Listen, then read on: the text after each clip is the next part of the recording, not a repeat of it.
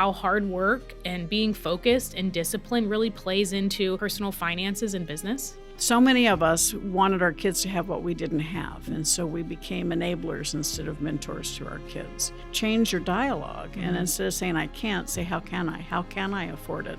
And that triggers your entrepreneurial spirit. It opens your mind. Your subconscious jumps at the attention and says, I'm going to come up with a way for you to afford it, because you've given yourself, you're open to the possibilities. The greatest gift you can give anyone is financial education. It's the gift of a lifetime, because once you understand buying, building, creating assets is the definition of financial freedom. And when you're financially free, you get your time back. And it doesn't have to be millions of dollars.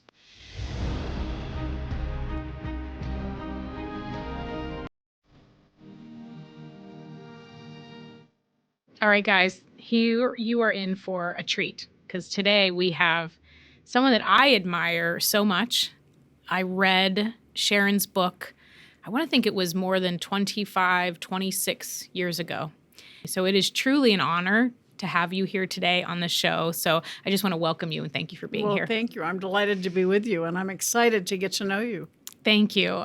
You have, obviously, everyone that's listening knows the original book. It is the original book that kind of put everything on the map, right? Rich Dad, Poor Dad. Rich Dad, Poor Dad, yeah. It was actually written as a brochure for the board game. We never expected it to take on a life of its own, but it did, and it was the first of 15 books we did together. Yeah. Wow. And prior to writing that, because I would say that's what you're most known for from the space, you had over 3 decades of finance and accounting experience.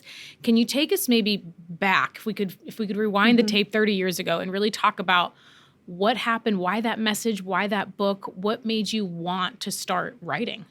Well, certainly, I mean, it goes way back. I grew up in a house that was very entrepreneurial. Lived in a little tiny house between my mom's beauty shop and my dad's used car lot. I was embarrassed about it, actually. I swore I didn't want to be an entrepreneur. I wanted to be a sophisticated professional. So I went to college, got my degree in accounting, and I was one of the very first women in public accounting in the Southeast United States. There were only 4 of us. And it was really before the terms of sexual discrimination or glass ceiling. They didn't even exist back then. We just said if we wanted to be successful, we had to work harder than the guys that came on with us, and we accepted the challenge, right? And so it was when I was about 25, and I was doing very well, very successful, but I also was not in control of my life. I was working incredibly long hours. And I had, all of a sudden, my parents started looking a whole lot smarter to me, because the messages of buying, building, creating assets started sinking in. I started realizing most people don't understand that. Yeah. Most people exchange time for money through a paycheck. And so I had a client come to me and offer me to go into business with him. He was buying a company out of bankruptcy. And I still remember going back to my condo and doing this was before cell phones, before PCs, right? The old yellow legal pad, pros and cons. Yes. And it didn't help me a bit, because I could argue both sides. Right. Fast, upwardly mobile career, doing very well, or the opportunity to own a piece of the rock, right? And be able to participate in the growth of something. And my hand kind of took off across the top of the page and said, why not? And that really is still my mantra today. Why not do something different? Why not solve a problem or serve a need? Why not take that path less traveled? And so I made the decision to leave public accounting. And at that point, it was like, okay, people don't understand how to have financial health. Yeah. And it started a journey of different projects. I started a women's magazine. Then I helped the inventor of the first talking children's book grow around the world. And that's where I learned a tremendous amount of my education related to publishing, related to licensing, understand the power of association. We sold that company, and we moved here to Arizona in 1991. And our oldest son went off to college in 92 and September, and he came home in December in college credit card debt.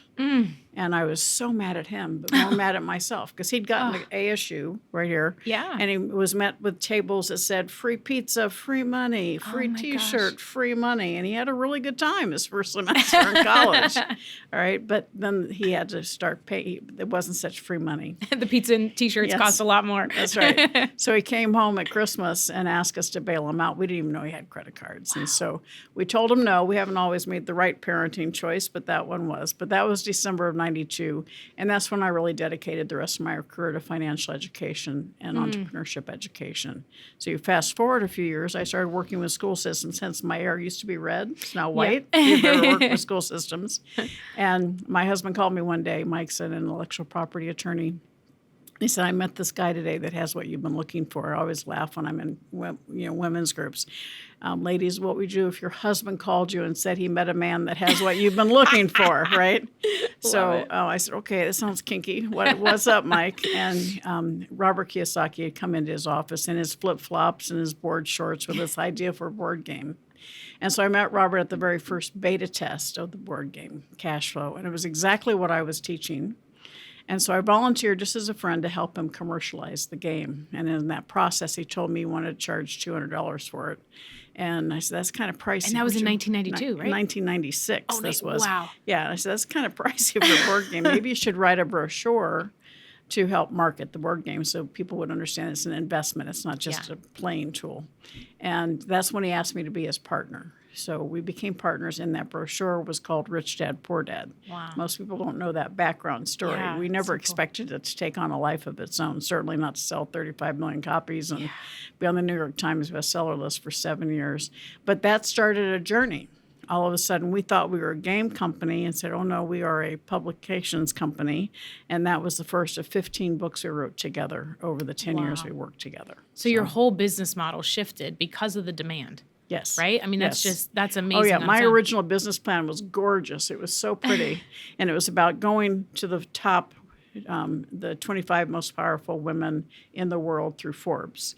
I thought that they're going to want the same kind of control and power to get education to their kids. It was an absolute disaster. Only one of them agreed to even look at the thing. So it was, at that point, we also realized the message was really hitting home with a lot of people who were small business owners or people that in the network marketing industry. And so as we were going down this path, this other path opened up in a very big way for us. And we were able to grow very quickly around the world. Oh, it's amazing. It's such a great story. And I don't think a lot of people know, because until I really started looking, I wasn't aware that the game, I knew there was a game, but I didn't know it was such the thing that you were trying to do. And you had to shift the whole thing on its head. That was the name of our company. Cash Flow Technologies was the name of our company. It was a game company.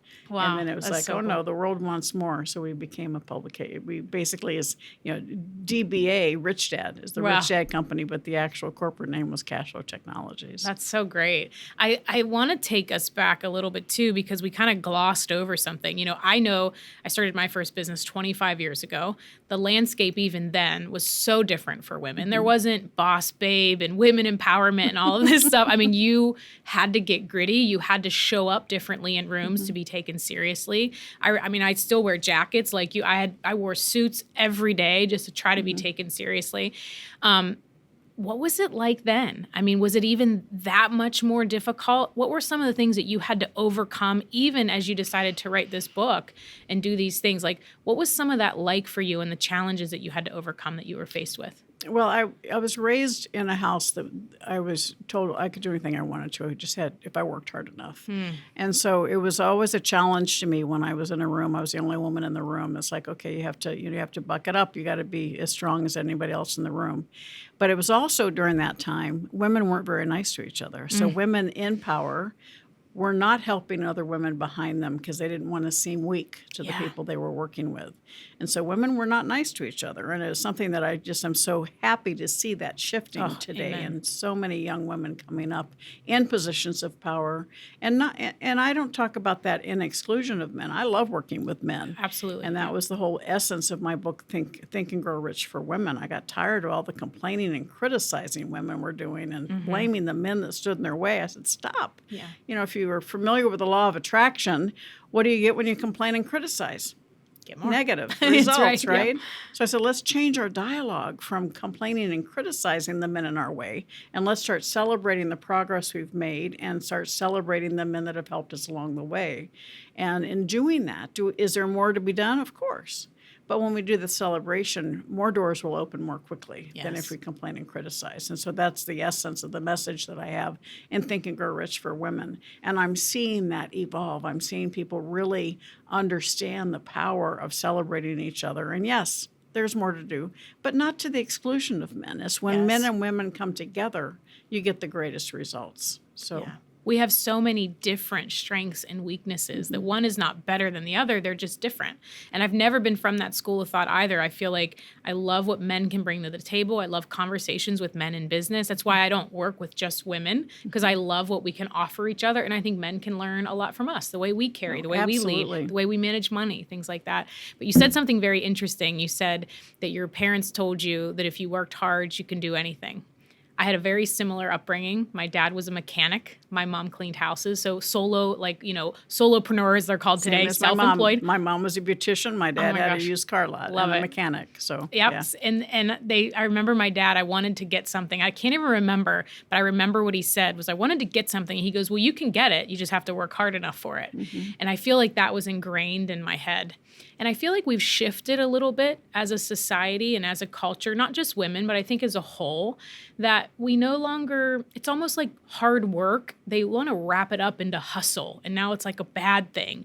Can you maybe talk a little bit about how hard work and being focused and disciplined really plays into not just life, but your personal finances and business?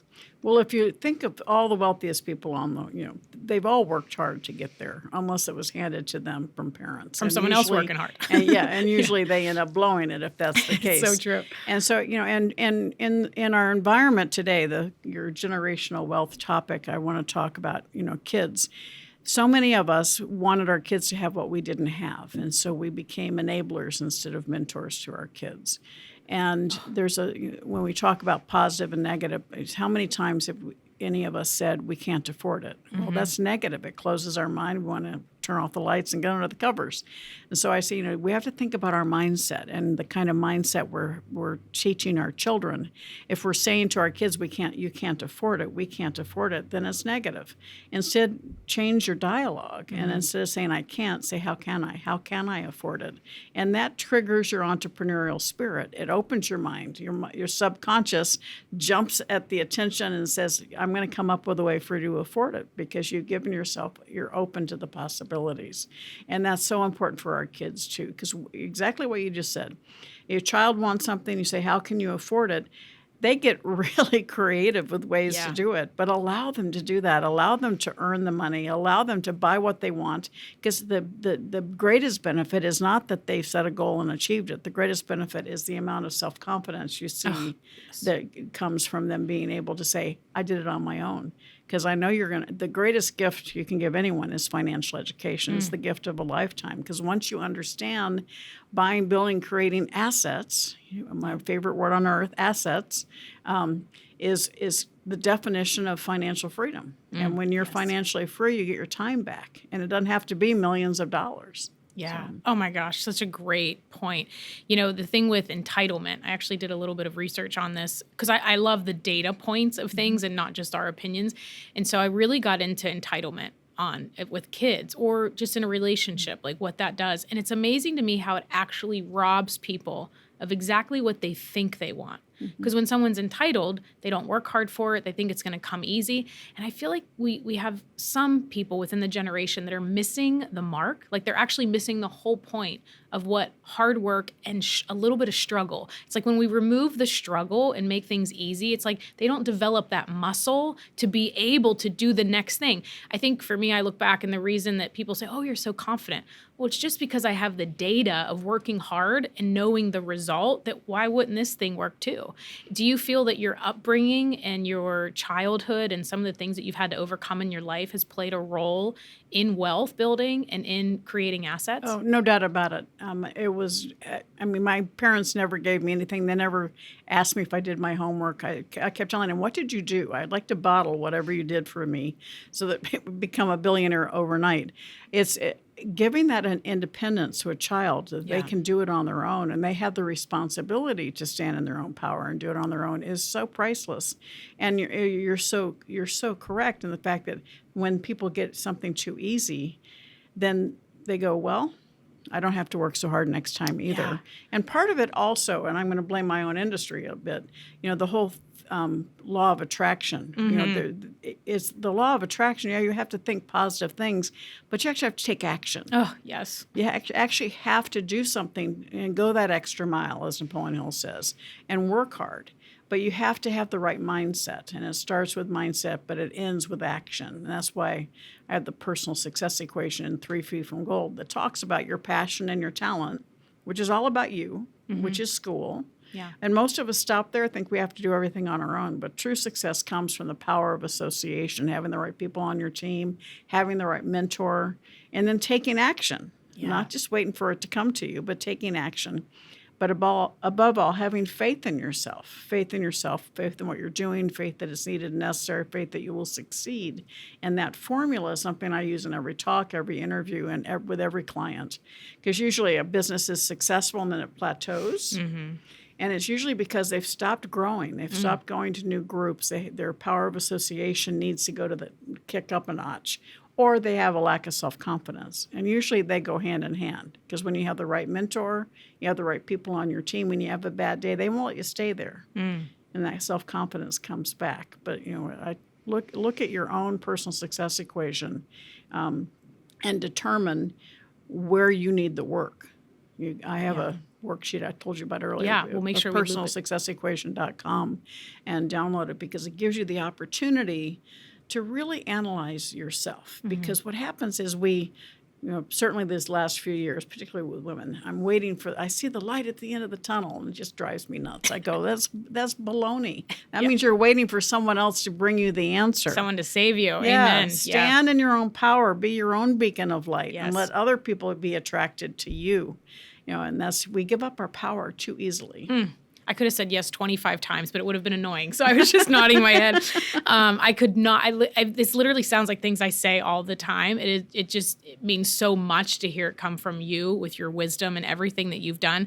I always say my little saying is kind of a take on your book because I think people have misunderstood if they haven't read it fully. So I always say, think and get rich will only get you so far. You have to do to be wealthy. It's like we can't, it's not one or the other. If I give you all the strategies, but you don't have the mindset, you're not going to know what to do with the strategies. You're not going to have solution-based thinking, which is what you just alluded to. Like, businesses will kind of get into something. They won't look at the solutions. They focus on the problem, and then they just basically plateau, or what I've seen, they'll actually go back the other way because they haven't fixed key things in their business. So I love that so much. Thank you for sharing.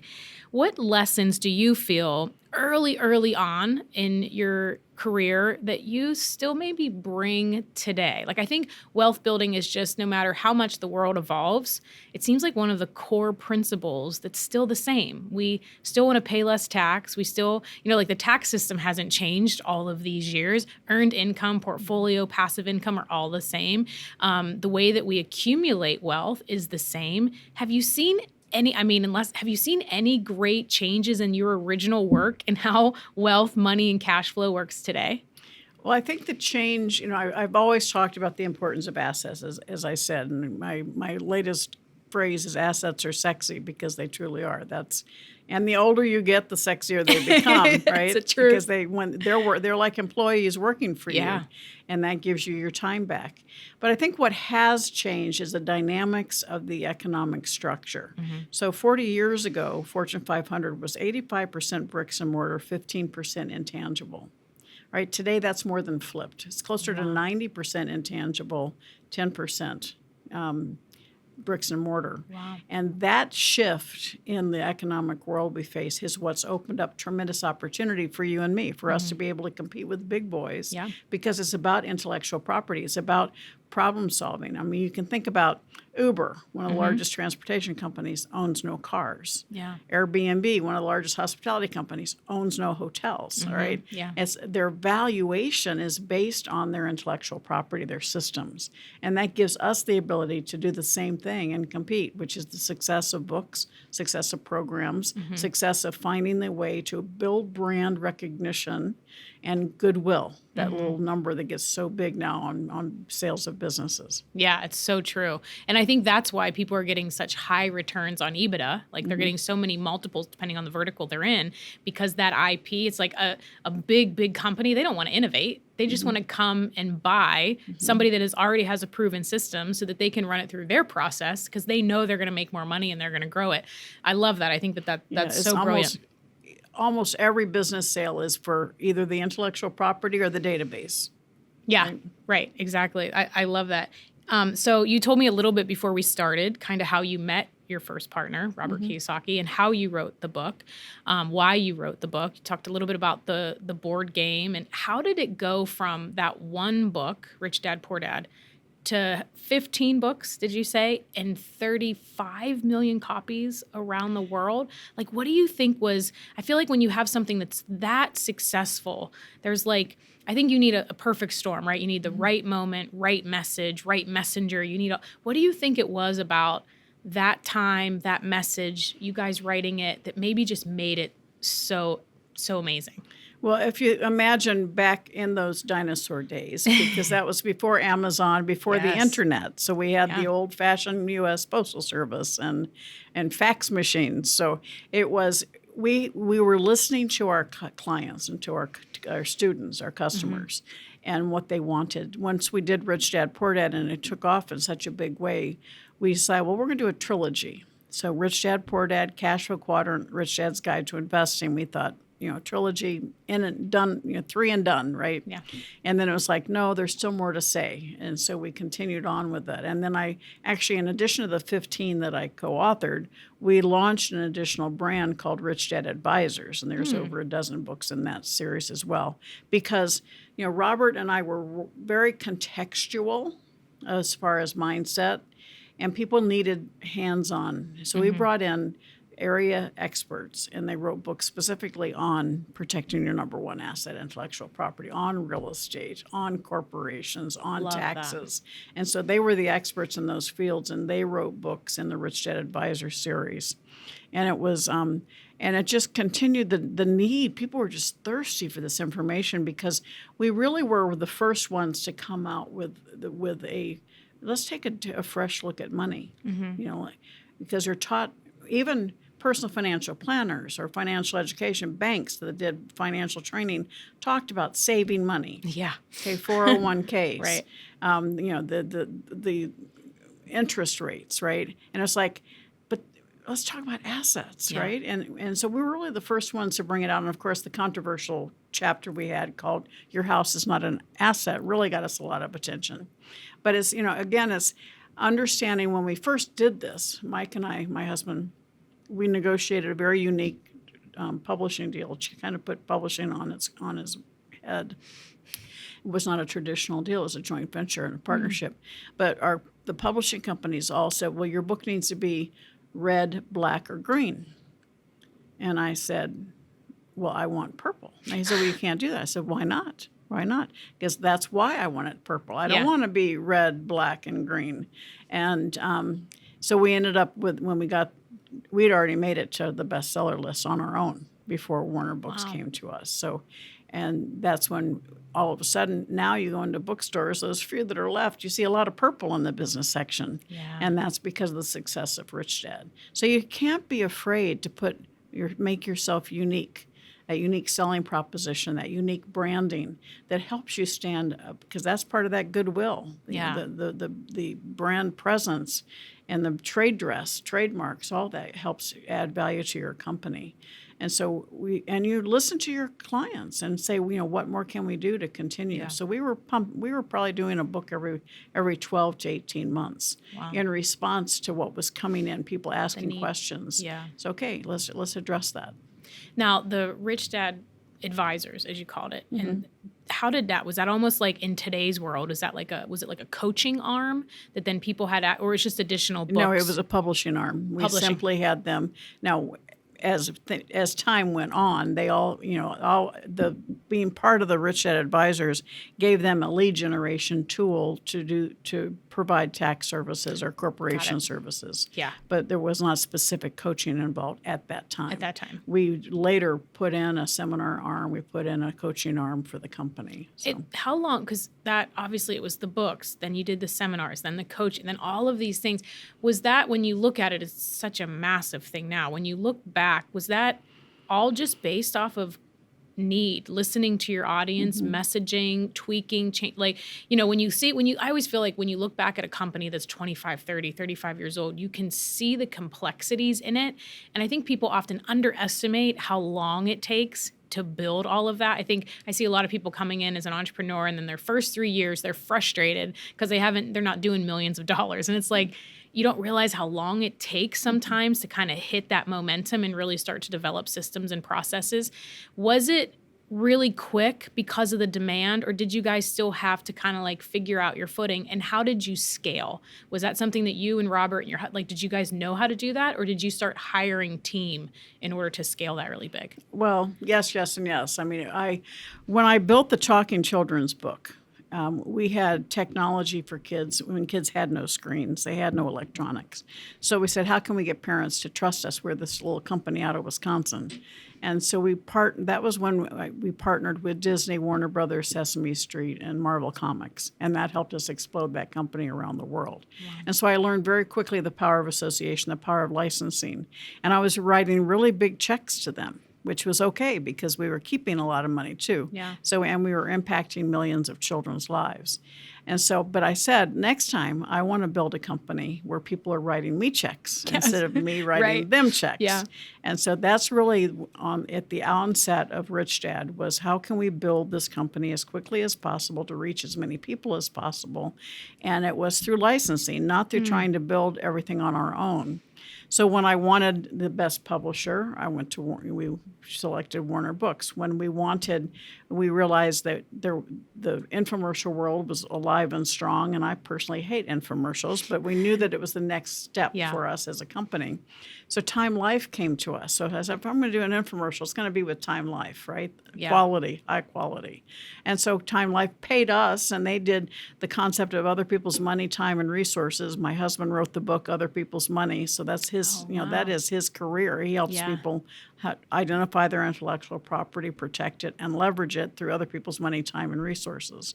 And so we did Time Life. At that point in time, we saw the opportunity for coaching when coaching was just in its infancy. Yeah.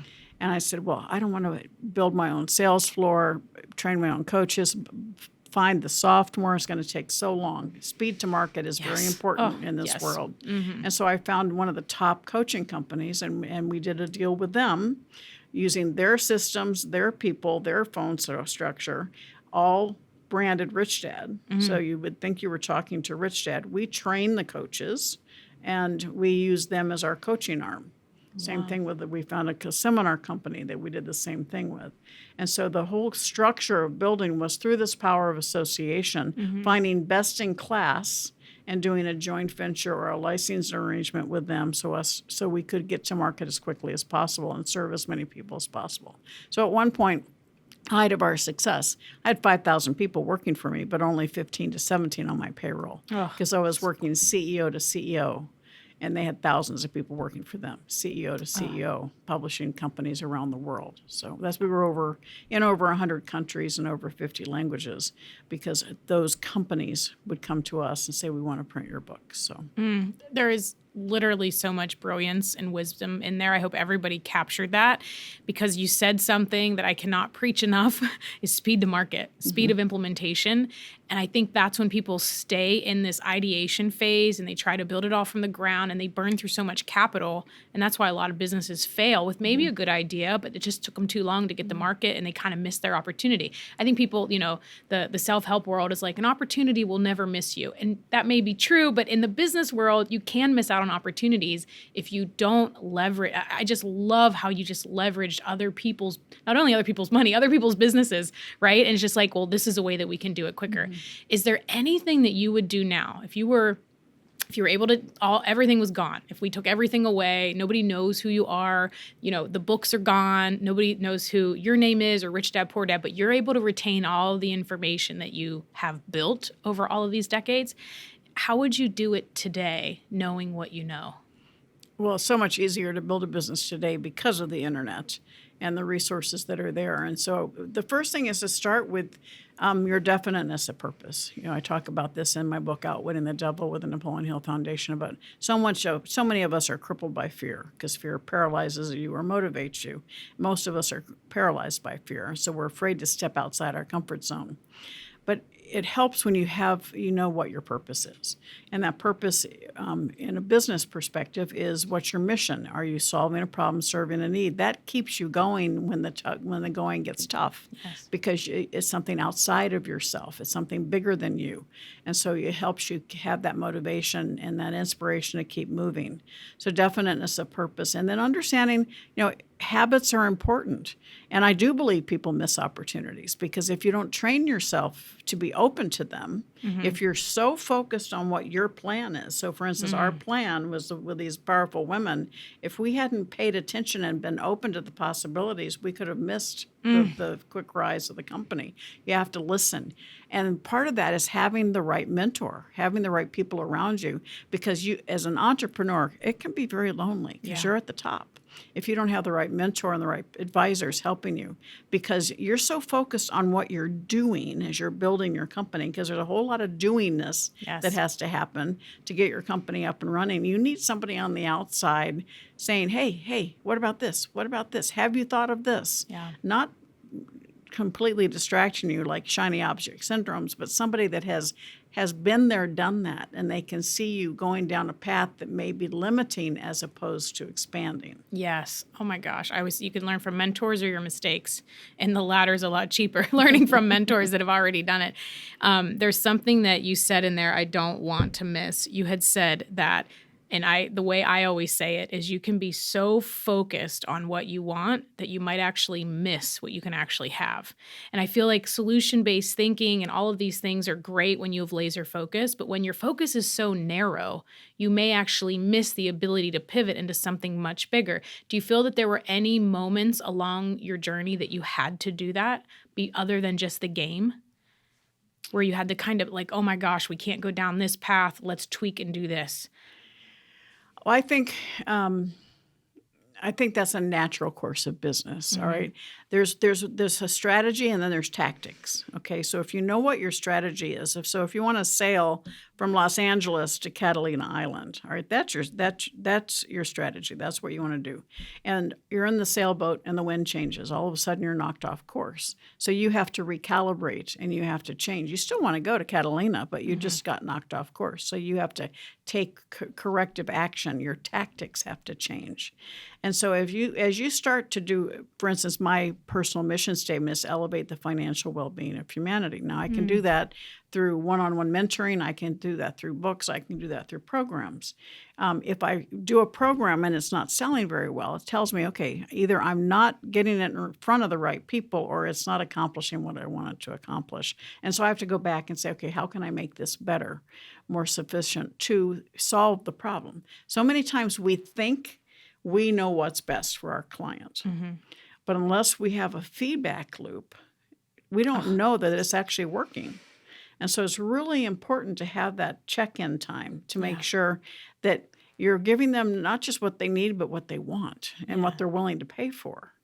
Yeah, so true. I've had to learn that, because when you're talking about education and money, which is a very emotional subject, I mean, people are like, let's do. I don't want anybody to know I need this, right? So you have to figure out how to make this available to them so that they don't have to let the world know that they're in financial trouble. Exactly. I love that, though. The feedback loop. It's like following the data. If you don't have the data from the customer, how do you know to pivot, evolve, create ancillary revenue streams, do something different? I love that. And it kind of brings to just a little bit I want to just touch on before we get into your latest book, Exit Rich, which I love. I've exited 2 companies, so I'm super passionate about exits. I don't think enough women talk about exits. But do you think there's something specific? We have obviously men and women that just people don't want to talk about wealth. have you in all of your research, all of your data, been able to boil it down so that maybe someone who still has that like, oh, I don't like to talk about money, is it a mindset? Is it shame? Is it all the patterns that they're bringing around from their parents? Have you seen maybe one or two of the most common things of all the people that you've worked with of what that subject trips them up on? Well, and it's particularly important in a relationship. When people get together, I tell them, you guys need to go out on a money date. And the whole purpose of the date is for you to talk about how your parents thought about money. All right. So, for instance, my husband's parent, his father just passed away at 96, but the man still has every penny he ever met. He was the cheapest guy on earth. A nice man, loved him dearly, but and my father was a contemporary. He's been gone 16 years. He was also very conservative, but if he wanted something, he made it happen. And that my father-in-law was Mr. Coupon. He had a trunk full of coupons, right? My father hated coupons. If I want something, I'm going to pay for it, right? And so those different philosophies impact my husband and I on how we think as adults. We've been married 42 years, so something's working. And so I say, you've got to think about that, because usually when you do that, it actually gets pretty comical when you start talking about it, and it takes a lot of the pressure off. But as an individual, someone who, if you're scared about money, if you're fearful about money, or if you've even had success and you're afraid you're going to lose it, start by taking a step back. Say, okay, what did my parents say to me about money? Did they say things like money doesn't grow on trees, pinch your pennies, save for a rainy day, we can't afford it? So, because what happens is when those things get repeated to us as a child, we hear money negative, money negative, money negative. That's the source of a scarcity mindset.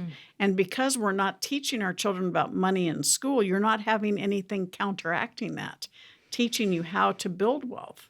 And so we have this it's like this filter in our brain that keeps us from joy about money. If you're happy about money, then all of a sudden you're somehow is evil.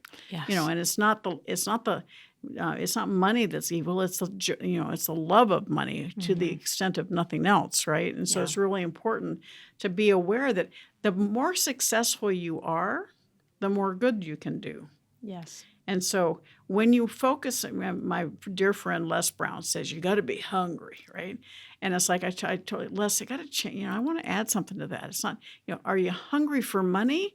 Because then when you get it, you go, is this all there is? What's next? Let's be hungry for impact. And if you're hungry for impact, the money will come. But where is your focus? Because I have so many friends who have created great success in their life financially at the expense of their family, their relationships. And it's like they're there with all this money and they're very unhappy, which I'd rather be happy and broke, right? I think it's really important to understand that you have one big life and you need to pay attention to every aspect of your life. Oh my God, I wanted to hit the table like 3 times, but I didn't want to make the sound. It's so awesome to hear this from you, because I wonder when I look back, like because I regret everything you're saying, I say, and I'm like, I had to have heard this from you originally in the book that I read that you wrote, because it's amazing to me. Everything, I don't even know what to say. I'm just in shock, because you're welcome to take anything I say and use it as your own. I'm always good about giving credit. The interesting, you said this, and it's literally what I just said on the flip side of being interviewed on a podcast, is it's like if your only goal is to make a bunch of money, but you don't build a rich life, you've missed the entire point of wealth. And I love that you talk about that, because I see so many people focused on vanity metrics. They're focused on buying the new car, the payments, and they really are missing not only building wealth, but really just what it means to build a rich life. And so I love that you... Building peace, peace of mind. Yeah. I tell you, I've been in some not so great relationships, and it's amazing that I would have paid anything to just have peace and joy. And I think that there's no amount of money that can buy that. And so I think a lot of times people are trying to fill a need in their ego or in their soul or in their worth, because they have it's like every money thought that we have was probably pre-programmed somehow in our childhood, or even your parents, what they experienced. And so I think it's like, when is it time to learn and decide what you want to believe about money and take the next steps? Like you said, it's the action. Well, money is an amplifier. It really brings out more of, if you're greedy, you're going to be more greedy.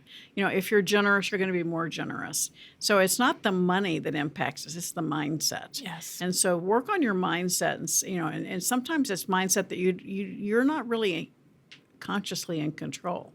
And that's what's dangerous, because that's where you get this imposter syndrome. I'm not good enough. I'm not worthy, because you're allowing that subconscious, basically, transcript, that the thing that's pre-programmed in your brain to control your daily thoughts. And that's why it's so important to control what you're reading, what you're listening to, what you're thinking, and to really help reprogram your subconscious to the fact that you're perfect just the way you are. God created you to be perfectly you, not me, not someone else.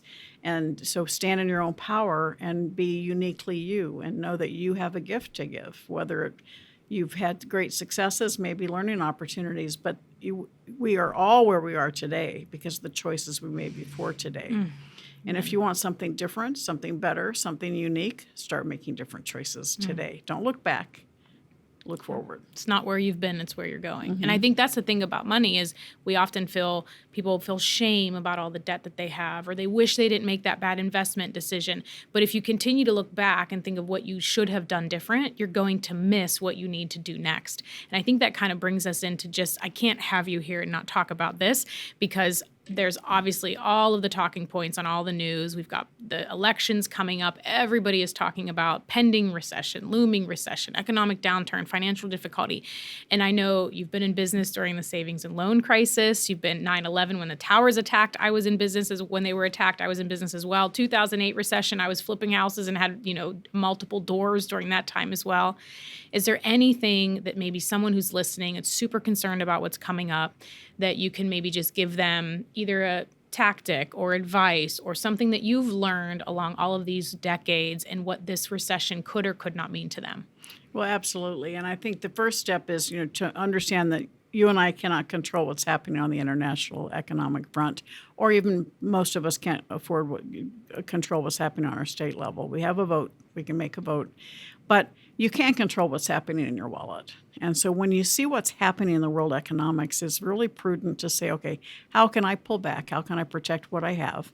How can I position myself and educate myself to see and take control of those opportunities, take advantage of when they become, because that's when you have an economic downturn, there's tremendous opportunities. People get really wealthy when this happens. Yes. And so, my husband and I we're sitting on quite a bit of cash, because I'm ready. I'm getting ready. This is a way for you to understand what's happening without allowing yourself to be paralyzed by fear. Get into a group of real estate investors. Find people that are in this so that you can learn from them as they're going. You might find a deal that maybe you can take a piece of, so that you may not be the expert. You can learn alongside the expert. And it's really important to it's not what you do for your paycheck, it's what you do with your paycheck that determines your financial future. Yes. I'm going to repeat that. It's not what you do for your paycheck, it's what you do with your paycheck that determines your financial future. So yes, if you're an employee, I'm not telling you to quit your job if it's something you love and you fulfill, but what are you doing with yourself? Your personal business, we're all entrepreneurs. Your personal business is your personal balance sheet. And what are you doing to create a financial foundation for yourself? Start by looking at bad debt. Get rid of it. There's lots of different ways to get rid of bad debt. And look at how you can start having a second income. Get multiple streams of income, one step at a time. And don't knock yourself out.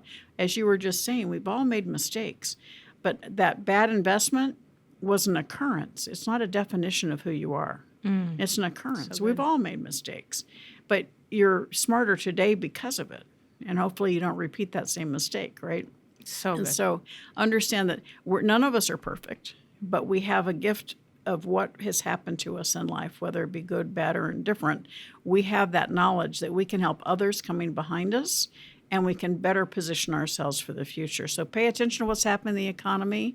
Pay attention to things that are going down, because that means you have an opportunity to get back on the upside. So good. 1,000,000% yeses to everything you said. And I feel like when we do have this kind of, uncertainty in the markets and we have a little bit of pullback, it allows the little guy to get into the ring, right? Because otherwise, if everything's so expensive, it's really hard to kind of get into the investment space. So I love that so much. And it was interesting when I was doing the research for the book, we found that 75% of the Forbes richest 400 on the list, 75% of them all were business owners or had their net worth from someone in their family that had a business. And this kind of takes us in a little bit to your latest work, which I think is so uniquely different from everything else that you've done. So I want to dive into your newest book, Exit Rich, where that came from, why you wanted to write that, and just tell us a little bit about it.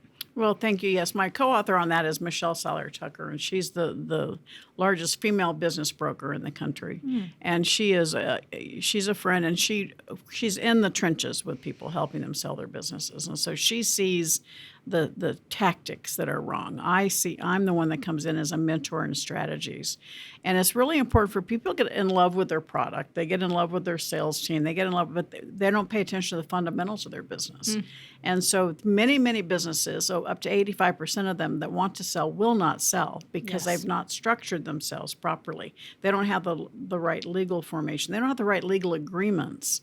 One of the biggest things I talk about is if you've ever hired somebody for a photo shoot, hire somebody to do your website, hire somebody to do your marketing, unless you have work for hire agreements with them, you don't own that intellectual property. They do, right? And people look at me, I paid for it. Doesn't matter. If you didn't have a work for hire agreement, you don't technically own it. And so when somebody comes in to buy your company, they're going to go through that and say, nope, your $10 million price is now $8 million. And then they're going to look at your customer agreements, and that customer agreement says it's not assignable. Oops, sorry, I'm no longer interested in buying your company. And so understanding how to structure your business, how to create the systems so that your successful business can be scalable and sustainable is so important if you ever want to sell or give it to your kids, because that's what creates it as a separate asset. A business, you can own a job, not a business. Too many people own jobs. Yes. I want to help them. That's what I help. That's my superpower. I help people create the business that can stand on its own and create additional value.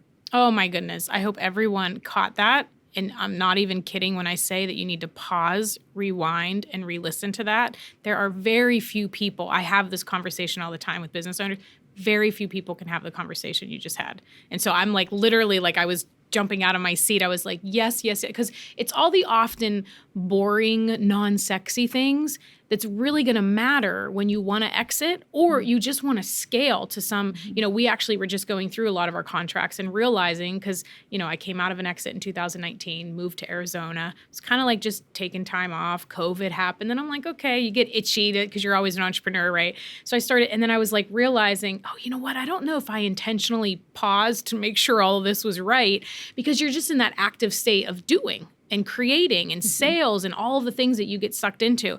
It is so critically important. Business structure, your legal documents, boring things like non-disparagement clauses for your employees and employee contracts. So, I cannot, I could talk to you all day, but I know I want to be respectful of your time.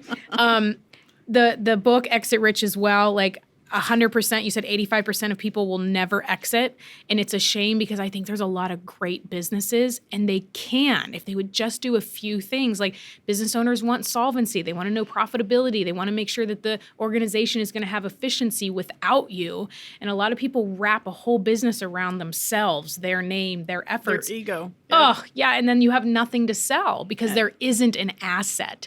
So one of my actual quotes that if you go on my feed, it literally, that's probably on there the most, that it says, oftentimes you think you're building a business, but you accidentally build a job. Yep. And I think that that's an important thing for people to remember, that if you aren't intentional about building a business, you just build a position for yourself that you have to show up there, and it's more work. Because being an entrepreneur, wearing all the hats, doing all of the things is actually way more stressful than just doing a job for someone else and investing in the rest of your time. Or they're building a business around people. They're building jobs around people and their personalities. And you cannot scale doing that. You cannot sell doing that. It's so much easier to manage a system that's what the functionality of that position, what needs to happen. You manage the functionality, not the personality. And so it's really important to document your systems. That's so good. And wise sage advice there. If we could look through, obviously, people always say, I didn't do this. I started investing in real estate at 21, largely because of your book and 2 others that I read when I was 19. And so, but most people go, oh, Candy, I didn't do that in my 20s. I didn't do that in my 30s. I'm now 40s or 50s. And I know that I need to do this, but I feel so far behind. I know it's a loaded question, so you don't have to go down through the list, but is there just maybe a piece of advice or something that you can get people started on if they feel like they're a little behind? They know they should be building wealth and doing the things we're talking about, but they haven't done it enough. Is there something that you can maybe just give them to start with? Well, the first thing I would say is you're not alone. All right, 75% of Americans are behind the 8 ball when it comes to retirement, and probably higher than that. So you're not alone, and the issue is, what are you going to do about it? All right, the first step is to figure out where you are. It's hard to make a plan if you don't know where you are. Most people don't. They have their head in the sand. So figure out where you are, and even if the picture is bleak, it's not very pretty, at least you feel like you've at least taken action. And so then figure out, what can I do? What next can I do? Looking at real estate, it's never been easier to invest in real estate. You don't have to buy a whole house yourself. You can find somebody else to partner with. You can go through a REIT. You have the opportunity to invest a little bit of money to learn a lot. And that's where you start. Invest a little, learn a lot. And then all of a sudden you're investing a lot because you've learned so much, right? Yes. So it's very important to get that first toe in the water. Think about, from a standpoint of building a business. You can always start off for cash flow becoming an affiliate for somebody who you believe in. Mm-hmm. It's not an asset to you, but it's an income stream. So yes. You can say, I really believe in what Sharon's doing. I'm going to be an affiliate, and I'm going to share it. And so when people buy something from Sharon, I'm going to get a piece of it.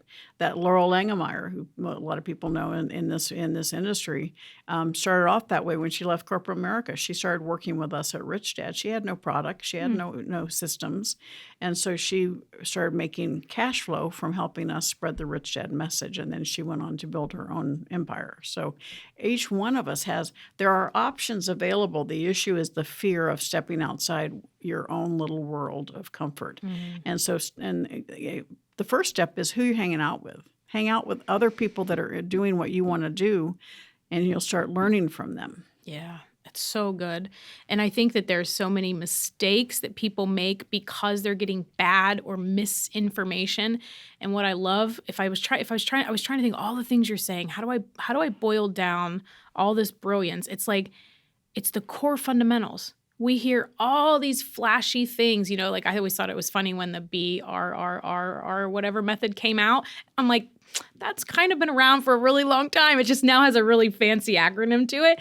And so I think that a lot of these flashy things are distracting people to think this is what they need, but it really boils down to the core fundamentals that we know: how to grow a business, how to grow wealth, how to get out of debt. Like, it doesn't matter how you slice it. It seems like the basis is there. And I'm super curious about this too. If I know that you've, had exits, you just sold a property, you did all this stuff. If tomorrow, for some reason, we woke up and there was a rule that you could only invest in one thing, you could only invest in one market or vertical, whether it's real estate, stocks, bonds, knowing what we're going into, having the knowledge that you have, but you can only pick one way to leverage your money, what would you pick? It would be intellectual property, hands down, just from a standpoint of the power of knowledge. But the second one would be real estate. Real estate. So, yeah. Well, you and I share that too. I wasn't surprised that you said that. Okay. Lastly, I just want to make sure to wrap up. This is a question that I ask everyone at the very end. When we always talk about wealth, we're talking about money, we're talking about all of those things. What does wealth truly mean to you? Well, wealth and success, my definition is a little surprising to a lot of people since I talk about money all the time. But wealth is really, success is how you feel about yourself when you look in the mirror. Because wealth is a way of life. Wealth isn't necessarily just money. And so are you creating a life of significance, a life of impact? What's your legacy? Because our legacy is created every single day with every heart you touch. And so to me, wealth is your legacy of life. Have you lived a life of grace? Have you lived a life of contribution? Have you lived a life that attracts other people to want to emulate you? And that's true wealth. Such a great answer. I know everyone is going to want everything from you, where can they find the personal success equation, your books, all the things? How can they keep in touch with you? Well, SharonLechter.com is how you can find me for everything. PersonalSuccessEquation.com is the downloadable workbook. I also have when COVID hit, I was really tired of all the negativity. When I get mad about something, I start a new company. That's kind of how I operate. Love it. Yeah, and so I started something called ATMs, which is a daily positive messaging, and it's called Abundance Tips and Mentorship. And that is, you can go to atm.sharonlechter.com. It's also on the website. But it's a way to just start every day understanding, turn off the negativity. And it's a reinforcement that you're perfect, you're wonderful. And every one of them I end up with you saying, I am fabulous with me. And I say, yes, you are. So. Oh, I love that. Thank you for sharing. It's truly been an honor to connect with you, to live in the same city as you. It feels like I've met one of my heroes in my life. So I just want to thank you also for paving the way for women and showing up in this space and being so great at what you do. It's truly inspiring. And so I just want to thank you for your time. Well, thank you. And I'm very proud of you. I'm always looking for that next generation to come to carry the banner, to carry the message. And you're doing it beautifully. And I'm so thrilled to meet you. And I'm so here to support you any way I can. Thank you so much. Thanks everyone for tuning in. That's all for today's episode. Please let me know in the comments if you like this, tag or DM me on social. Leave us a review so that we can continue to bring you more amazing guests and topics on the show. That's all for today. Thanks so much for tuning in. We'll see you next time.